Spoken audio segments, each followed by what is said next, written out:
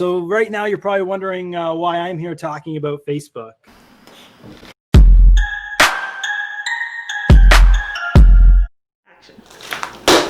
Welcome back to the Digital Hunter. I'm Jay Hunt, Merge Media, and this week we're going to an online conference that I was a part of called the Why Not Summit.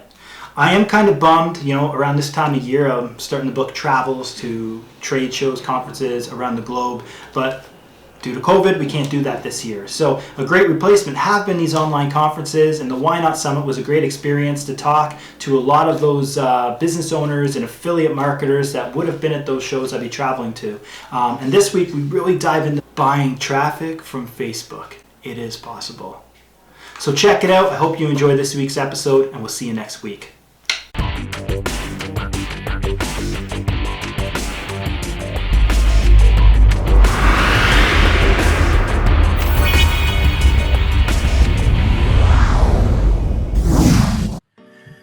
Okay, so 2020, what the heck is going on here, right? Like, man, so much has changed in the Facebook landscape over the last, 7 months.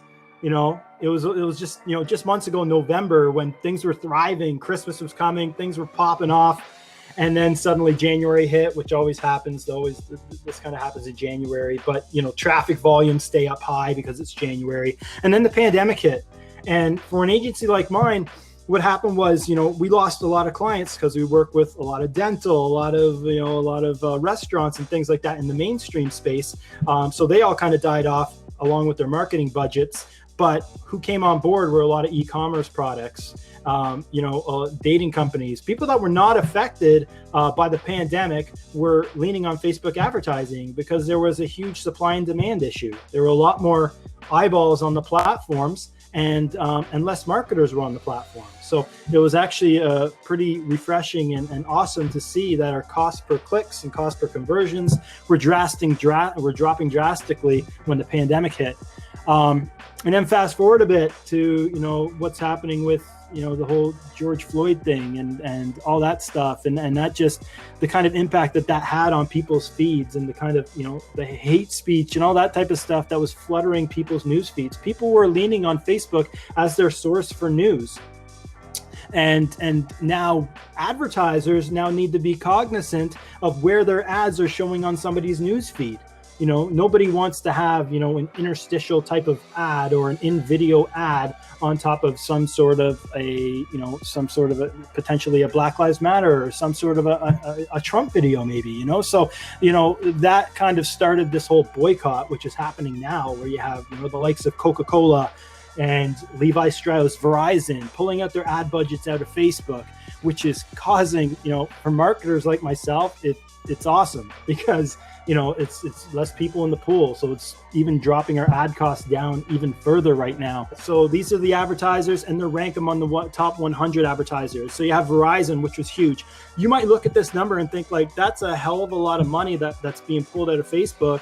But Zuckerberg is giving 0 F's about this. He doesn't really care about it because it's a huge benefit for advertisers, smaller advertisers like myself, who I'm not pulling out my ad budget. I'm just getting a lot more traffic at a cheaper cost. And that is actually getting a lot more, we can anticipate that a lot more smaller advertisers, maybe yourself, might start spending more money on the platform and looking at that as a great opportunity. It's a lucrative opportunity because if you dive a little bit into Facebook, you start seeing good results. There's no chance you're going back. You're keeping your budgets in there. So when that day comes, when the likes of Verizon, Honda, Coca-Cola come back on, their ad costs are just going to be more increased because there's going to be more demand on the platform. Here's an interesting graph on the traffic growth or decline due to COVID-19.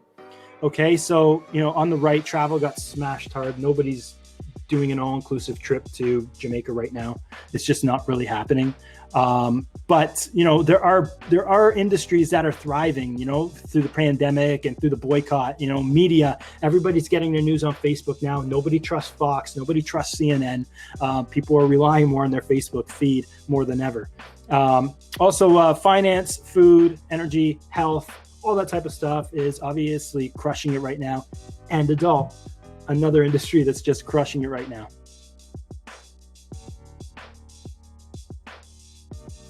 You got to keep that really safe. We've worked with a handful of adult companies, But again, you know, one of the best things one thing that Facebook got really good at recently is being able to track what websites are attached to a pixel. So if you attach a pixel on, for example, if you attach a pixel to X videos, we'll throw it out there. So then what's going to happen is, and you try to use that pixel for your business as well, and it's on an adult site, Facebook now, they blacklist your pixel, so you won't be able to track any data from the site. This is a recent introduction from Facebook, because we had no problem in the past working with adult sites and tracking traffic that hits that pixel, but Facebook recently killed that. So what I would suggest, if you have an adult business, you want to create a safe for Facebook landing page that's not affiliated, not like a URL extension off of your existing site. You're going to want to create that brand new domain, brand new landing page. And the best way to do it is send that traffic to the page that you want to convert. Maybe get an email opt-in. There's many things you can do. You know, you need to have some sort of a lead magnet. So that lead magnet could be, you know, a calendar, you know, a downloadable calendar or an ebook that somebody can get. And then from there, you get them over to your email list. And if through that email list, you can start upselling all of your, banned Facebook products. Okay, that's the best way to do it. We've done that in the past for CBD. CBD is obviously you can't promote it on Facebook. So we were pushing product through an email list. So that can work for you as well. But that's a safe way to do it. And obviously ensuring that your ads are super safe. Don't get into too much detail. Don't use too many terms that you think might get flagged by Facebook.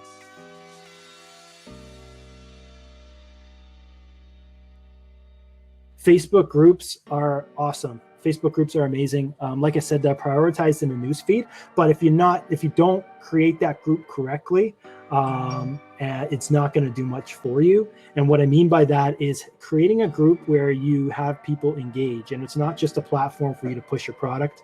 Your product is a byproduct of the Facebook group. Essentially, you're creating or cultivating a community of people that are going to talk about things about your product. A great example is we have a Facebook group which is called Digital Marketing for Travel Professionals, and it's geared around people that are in the travel space, travel affiliates, all that type of stuff. But it's meant to be a forum for people to ask questions and get answers. We do a weekly live within that group as well, which is just providing value to the people. And if you can do that, then you're going to have a pretty solid group. But if you have a group where you're posting content and nobody's engaging on the content, there's no back and forth, Facebook's just going to show that to less and less people. Okay, because again, Facebook cares about community and that engagement and interaction that's happening within that group.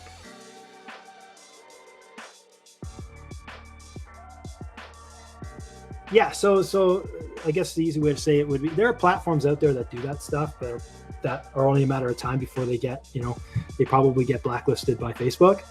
Much like Facebook, or like automation, like Instagram automation got crushed last year. If you're buying likes and followers and all that stuff on Instagram, Instagram cracked down on that. And now what they're doing is they're shadow banning accounts. So if you're somebody that's using those platforms, Facebook's going to penalize you. You'll see this in some of those Instagram accounts that have maybe like 50,000 followers, but you look at their last post and they only had about 27 likes.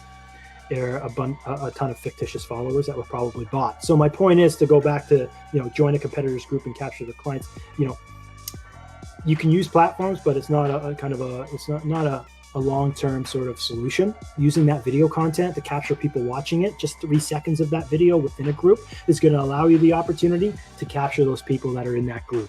Okay, that's the best way to do it. Keep that hush. Don't tell anybody else about that. Only people in this group are going to know that one. Okay. All right. That's kind of, like I said, it's a hack, but we're using it and it works well.